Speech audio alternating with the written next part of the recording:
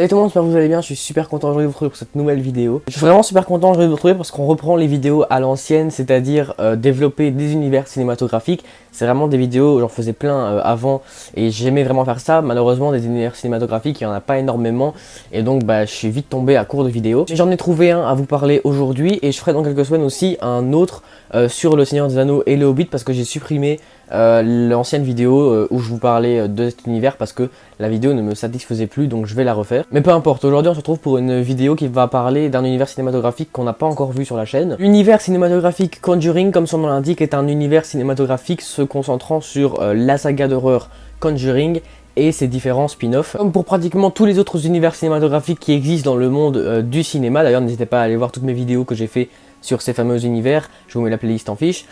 Il peut se regarder dans deux ordres différents, l'ordre de sortie et l'ordre chronologique, et là ça va dépendre en fonction de chacun. Si vous voulez regarder cet univers ou cette saga dans l'ordre de sortie, il va falloir commencer par Conjuring les dossiers Warren, qui est le premier opus de la saga Conjuring et le premier opus de l'univers tout court. Puis il faudra enchaîner avec le film Annabelle, sorti un an plus tard en 2014, qui est le premier spin-off de la saga Conjuring, se concentrant sur la fameuse poupée que l'on voit déjà dans Conjuring les dossiers Warren. 2 ans plus tard, en 2016, sort le deuxième opus de Conjuring, Conjuring 2, le cas Enfield. Un deuxième opus qui se base sur des fantômes différents qu'on viendra développer par la suite, mais plus Annabelle, etc. Un an plus tard, en 2017, c'est Annabelle 2 qui sort en salle. C'est le deuxième opus du coup la nouvelle franchise Annabelle, la franchise spin-off de Conjuring. Sauf que ce deuxième opus se déroule avant le premier opus, mais ça on verra après. Puis en 2018, c'est le film La Nonne qui sort en salle, donc encore un spin-off de Conjuring, un nouveau spin-off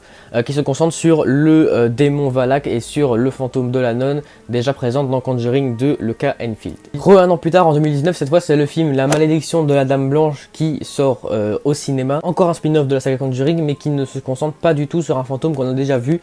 C'est un nouveau fantôme, un nouveau monstre. Et la même année, c'est Annabelle 3 qui sort en salle, le troisième opus de la franchise Annabelle. Je vous avoue que c'est tellement le bordel dans cet univers que ce serait mieux, à mon sens, de regarder ces films dans l'ordre chronologique maintenant qu'ils sont sortis, qu'on peut les regarder dans l'ordre chronologique.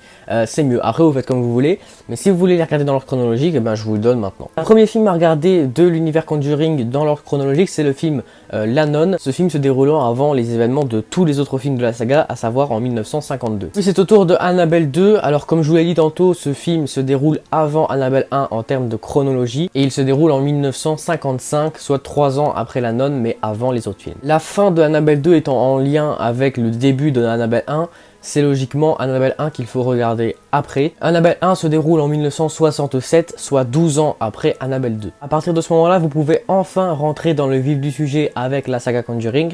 Donc Conjuring les dossiers Warren est à regarder maintenant 4 ans après Annabelle 1 en 1971. Annabelle 3 est à regarder après Conjuring les dossiers Warren puisque ce film se déroule 1 an après Conjuring les dossiers Warren. Il faudra enchaîner avec La Malédiction de la Dame Blanche. Alors je vous avoue que c'est au niveau de l'ordre chronologique, c'est un peu le film le moins important. Vous pouvez un peu le regarder où vous voulez parce qu'il n'a aucun lien avec les autres films Conjuring à part la présence d'un seul personnage. Si vous voulez savoir où est-ce qu'il se situe en termes d'années, en termes d'époque, il se situe ici, précisément en 1973, 1 an après Annabelle 3. Et enfin, il faudra terminer avec Conjuring 2, le cas Enfield, ce film se déroulant après tous les autres films, à savoir en 1977. Donc voilà les gars, c'est déjà la fin de cette vidéo, j'espère qu'elle vous aura plu. Si c'est le cas, n'hésitez pas à mettre un pouce en l'air et vous abonner à la chaîne, bref vous connaissez la chanson. On se retrouve tous les jours sur mon Discord, demain pour un nouveau live et vendredi prochain pour une nouvelle vidéo. D'ici là, je vous dis à très bientôt, salut.